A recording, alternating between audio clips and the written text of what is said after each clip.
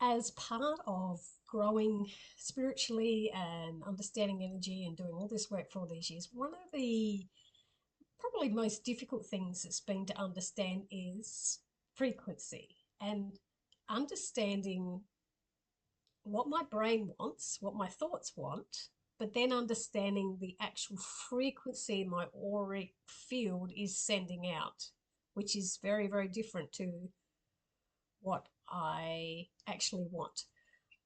Even though I can say words to myself that I want something or I don't want something, I'm speaking the words, which is creating a thought. But that thought is connected to a feeling inside of me, which is a frequency that I am sending out. And that's what I've tried to understand over the years. What is the frequency that's underneath this thought? So what am I actually sending out there? I used to think about this when I was a kid in school. You know, when you're in a class and the teacher would be asking questions, and there's 30 students sitting there, and she's asking a question, and no one's putting their hand up, and she's going to pick somebody to answer a question. I used to sit there going, "Don't pick me, don't pick me, don't pick me, don't pick me," and she always picked me. I'd always be saying, "Don't pick me, don't pick me, don't pick me, don't pick me." And then she'd pick me and I'd have to answer the question, and then I didn't want to answer the question because I was embarrassed. um, I used to think, why? I didn't want to be picked. Why was she picking me? And it had something to do with the energy. It may have been this energy I was projecting, which was drawing her into that energy, whether or not I wanted it or not. The energy was so strong. It was drawing that teacher in to pick me. Um, Same thing happens nowadays. If I said, I'm going to take a week off and I'm going to go on a holiday and just go and spend time with my grandkids, I don't want any readings in that week. So I put it out there to the universe. I don't want any readings that week. I just want a week away with my family. I will get flooded with readings. I will have more readings in that week than I get for just about the entire year. It just, everything floods on me. And then when everything is really, really quiet, and I really need readings, I need work to come in, nothing comes in. So I got to pinpoint the energy that is the frequency that is underneath what I'm saying to myself, what I am actually feeling. So when I'm going to go on a holiday and I don't want any readings, I'm in a very carefree, I'm focused on the holiday, on spending time with my grandkids, and I'm not focused on work. Um, so the work comes because it's I'm just relaxed. I'm just relaxed about it. It's like, well, whatever. But when I really need work, when I've got nothing and I really, really need work, my energy becomes desperate. And a desperate energy is more of a forceful energy that will push away. It's not a flow, it's a contrast, you know. So a desperate energy forces a don't care kind of attitude. And you hear that when people just say, whatever, I don't care, things work out for them. But when they try to force something, or they just their energy wants something so bad, that desperation kind of causes this friction, like a barrier, and it doesn't gel anymore. It's a little bit like if you really would like a large amount of money. Imagine you think to yourself, "Oh gosh, I'd love to win lotto. I'd love to win lotto." Is there an underlying frequency that you're not aware of, even though you can say, "Oh, if I got away one lotto, it would fix so many problems. I could clear my debt. I could actually enjoy life." You could say that, and you can actually feel the joy in having it. But is there a very deeper underlying frequency that's at play that you're not aware of that is saying, actually, I would fear having that much money because what what if I messed up? What if I didn't control it? What if I lost it? What if people started hounding me that they wanted me to share it? Um, do I actually deserve to have that money. Like there's this underlying frequency that we're quite often unaware of that's in the aura that we've just got to sort of figure out. It's not what we actually want and what we think we want.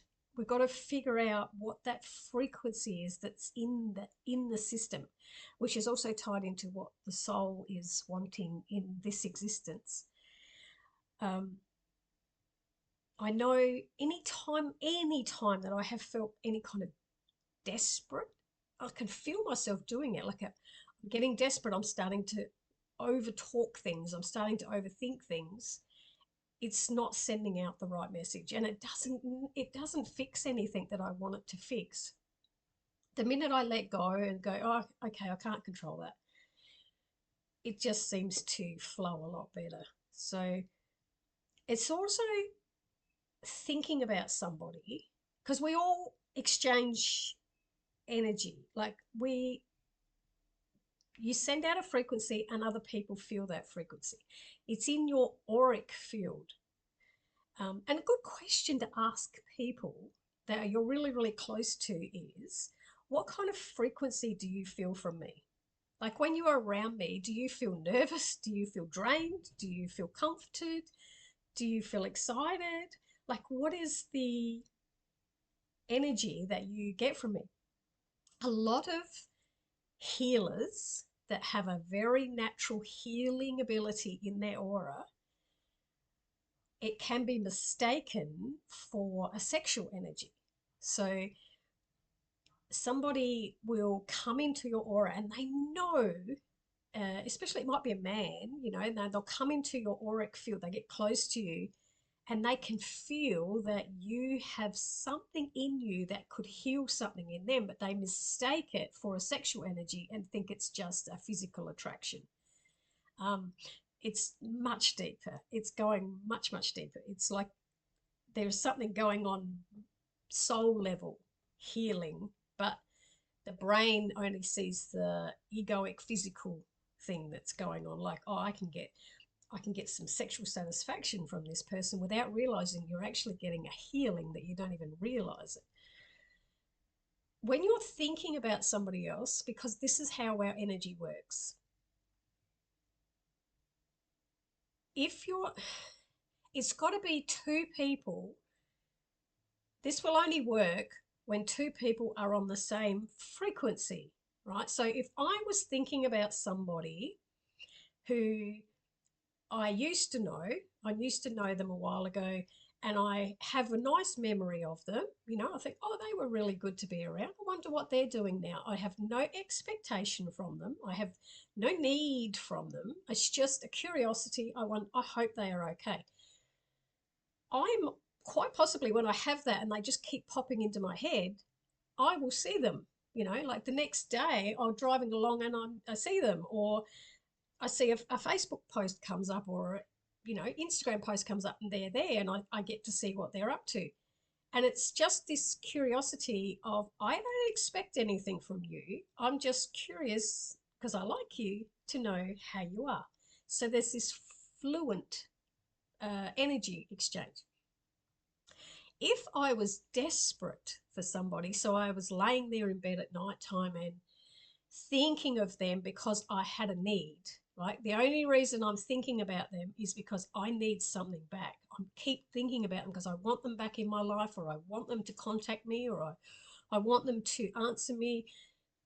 That causes that resistant energy again. There's that underlying frequency of desperation or a forcefulness. And of course, I'm not going to see them again. And then there's that other thing is, if I was thinking about somebody and thought, I don't want to see them again, if I saw them again, I would feel nervous. So then I'm putting out this nervous type finishing. Now, the only reason we would actually still bump into each other is if that other person also had the same feeling. If they saw me, they too would get that nervous feeling. So if both of us were putting out a frequency of, if I see them and they see me, they feel nervous, I feel nervous, we probably will bump into each other because the nervous frequency is matching. If someone was thinking about me and they have not crossed my mind at all. I just don't think of them at all. My life goes on. Never thought of them ever again, but they are constantly thinking of me. We won't cross paths again because the frequency is not matching. Their frequency is saying I want them. My frequency is saying ignoring. You've got, the frequency has to match for it to flow. Um, if somebody else is missing me in their life and I'm not missing them at all, our frequency won't match. So we won't come back together. The only way you can come back together with somebody is if you both have the same frequency of the need. That's the reason you came into one another's life in the first place, because you both had a frequency you were putting out, a need, and you matched it. It matched at the time, but then later on, the frequency doesn't always match. It can continue to stay matched or it doesn't. That's how it is. So the next time you're sort of thinking about what you really, really want, and you're wondering why it's not showing up, or you're wondering why things are turning out the way they are, see if you can just go a bit deeper into yourself and say, but how am I actually feeling about this? Really be honest with yourself. Am I actually frightened?